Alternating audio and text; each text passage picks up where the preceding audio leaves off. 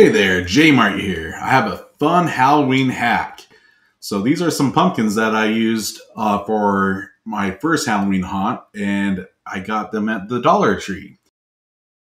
Our first step was to draw different pumpkins and jack-o'-lanterns and different things like that on each one of the pumpkins, and then used a foam cutting kit. So what it is a little iron that heats up, melts away the foam, and your design comes to life. You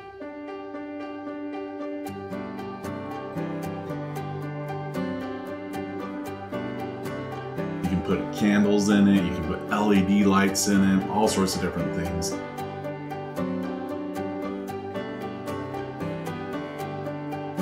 Fun little Halloween hack that you can do yourself, and you can get them at Dollar Tree.